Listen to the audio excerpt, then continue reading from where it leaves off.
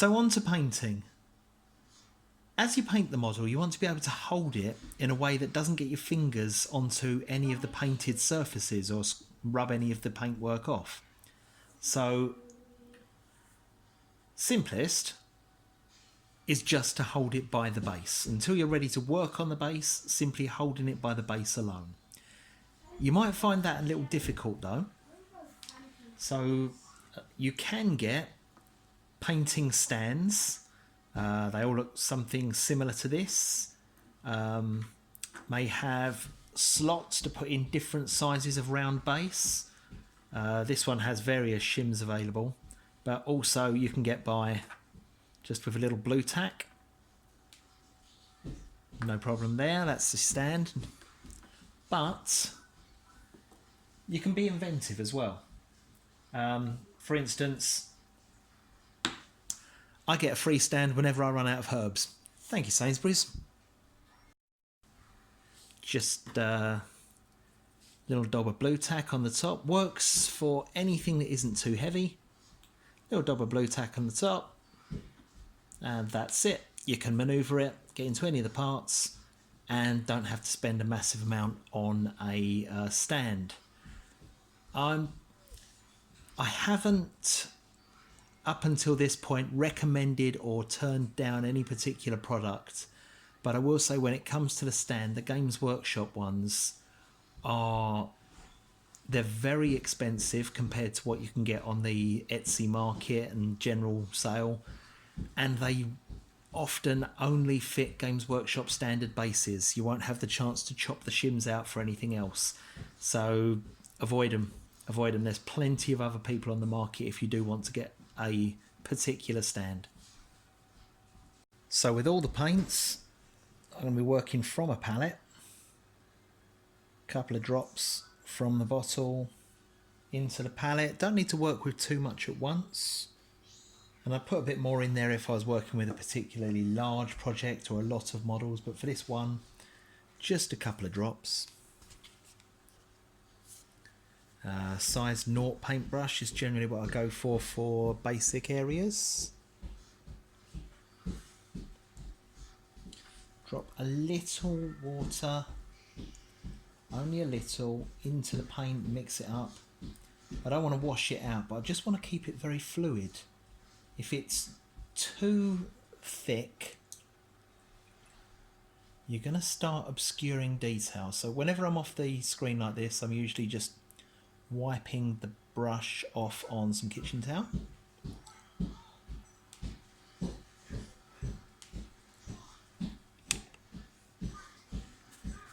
And off we go. So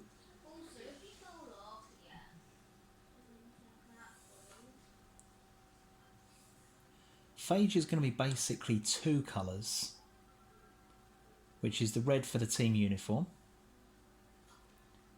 and skin tones.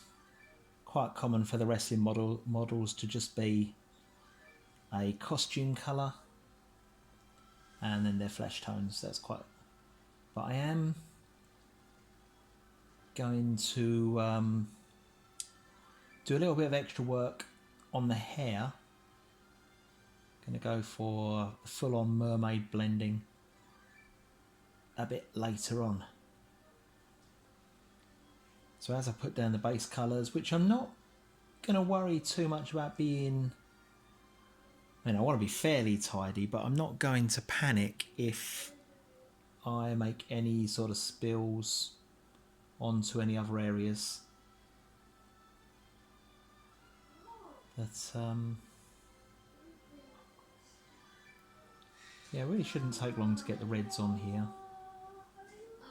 While I'm doing these basic colours, I'm going to leave the hair completely. Just leave it white. Yeah, it'll be fine. One of the things I find really affects whether a model looks finished or not is whether you can see any white line between areas of colour. It just looks that much more finished if you can get all of the white gone. I know it can be difficult because You don't want to make a mess. You'll get up to a line, and then never quite finish it because you don't want to affect the next colour. With this one, I know that the cream I'm using for the skin should be strong enough to colour the red, so I'm really not worried. Really not worried about going a little bit over what you might call the areas for the costume. I would rather have a little bleed one into the other than have the white gapping. And that is something we can sort out when we start looking at shade for the model. Because very often when you start putting the dark areas of shade onto a model, you can start using the shade itself as a way of creating a dividing line between the colour.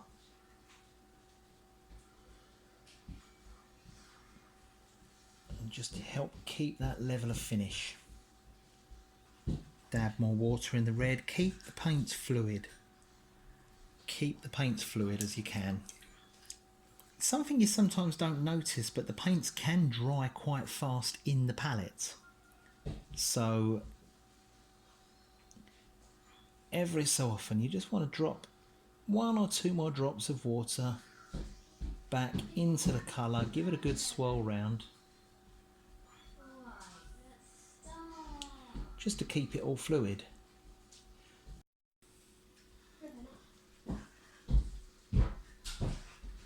Now it's going to jump a little bit, this video, because I'm not going to spend all the hours in the world on the editing, but you're going to want to see the interesting bits rather than me doing every single paint stroke. I mean,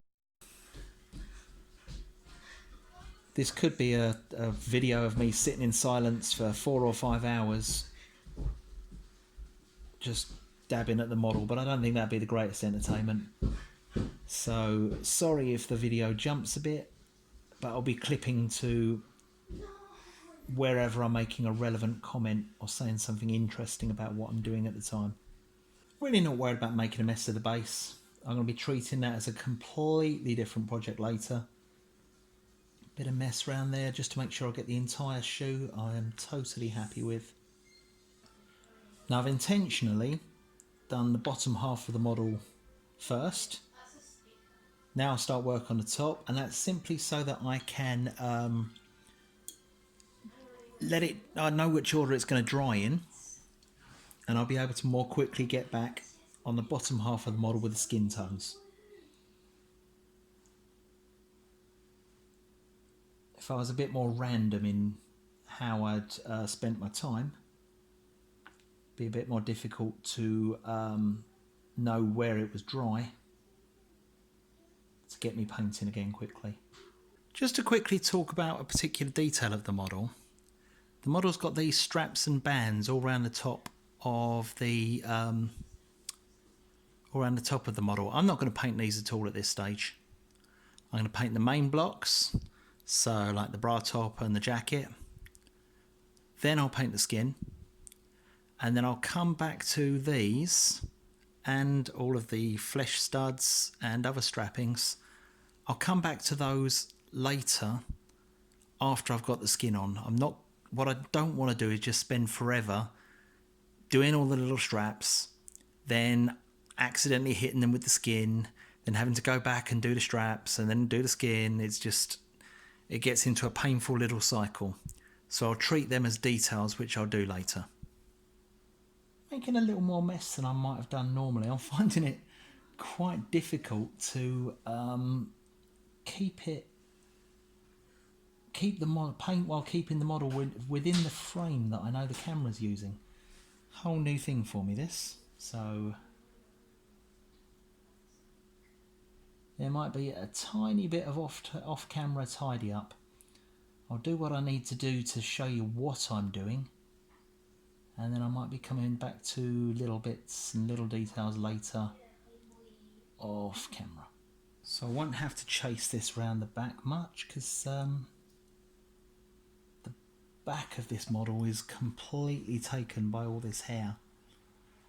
So we are definitely going to have to make a feature of that. Just again, we're getting the lines up nice and close. I am going to tidy these up with the other colours or with shading as I go. Still bits interesting. We're going to have a lot going on in that tiny little recess. We've got the collar of the jacket, and we've got the hair, and we've got the face, all meeting at that point. That will be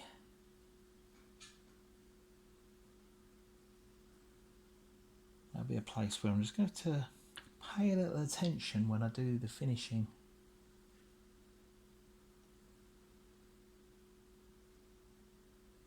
Again, I'm not being too fussy about any splash of red elsewhere at the moment. Leave those straps, leave that collar.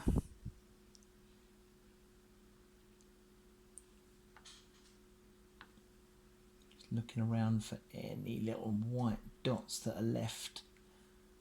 As when the paint goes on and it's very wet, starts off with the glossiness, the reflectiveness of the water itself. As it starts to dry, even very quickly, the first couple of minutes,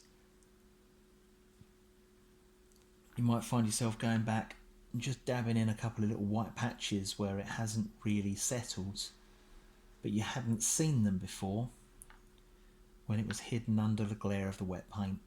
Okay, on to the flesh tones now. Nothing's changed. Using the size 0 brush. Put everything out in the palette now. The flesh tones, I probably haven't watered that down enough yet. Flesh tones are particularly creamy. Anything, this one is very near white. And anything, absolutely anything with a very white element to it. Something about the chemicals in the paint, they dry and get very thick very quickly. So with creams and skin tones and whites, it's even more important to keep the paint fresh in the palette. Otherwise you're going to end up with very lumpy skin. Now I've gone the other way on this one, where I've wet the model, wet the paint several times. I've actually made a bit of an error, which is good because you get to see it. I left a load of water on the brush and kept on painting. I put water in the paint, then I left water on the brush, kept painting, and I've now got quite a bit of paint run here. I'll be able to tidy that up, but it's a good demonstration of a mistake. Hopefully you'll avoid it. It's very easily done though. When you're adding water to your palette, you've got to clear off any excess water afterwards, because if it stays loaded on the brush, you end up just painting your model with water. And it runs, whatever paint you are working with ends up running all over the place.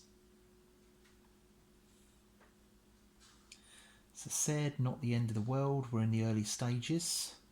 That tiny little bit of run there will be tidied up. That's not the problem. Now I don't know what you're seeing there, but even though I filled it, I do have a tiny little ridge which is a little unsettled in the paint. It will shade out. It will shade out, but it's just interesting to see it there. Interesting for you, rather, because it demonstrates what a problem the gaps in the models can be. And yeah, it would be that much worse if we'd made no effort to fill it. I'm going to try and be, where possible, a little more careful than I was with the red. While I'm not worried about absolute perfection yet, Still got the shade and finish stages to go.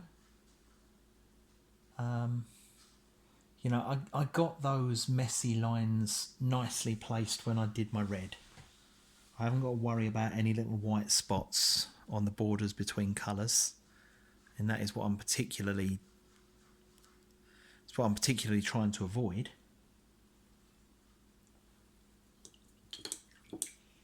So I'm going to just quickly clean the brush off and dry it. The paint was where I'd been using it a little while and brushing with it, the paint had been... Actually, let's stop and explain that for a second. So the paintbrush itself has got colour loaded at the end. As you brush, the bristles are going to move and the paint's going to work its way up.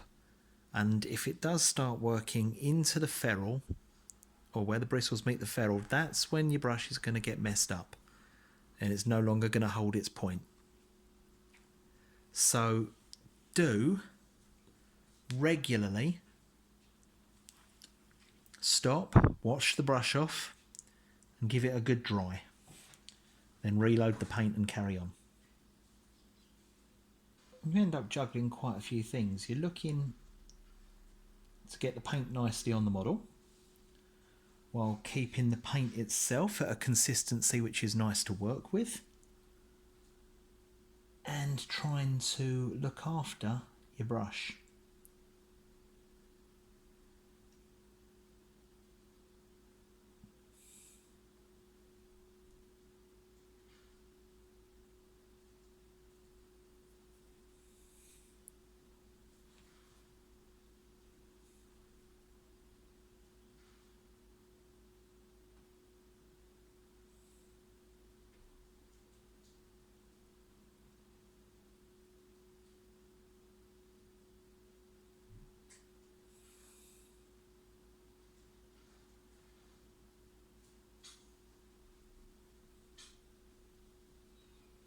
Right, if I end up with my hands in the view and stop it blocking you occasionally, I do apologise.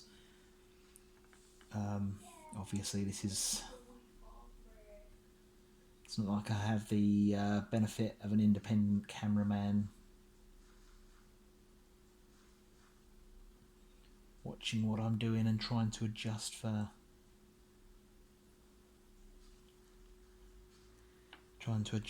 me manoeuvring the model. I'm trying to keep the work area as in the camera as I can, but yeah, it's not going to be perfect.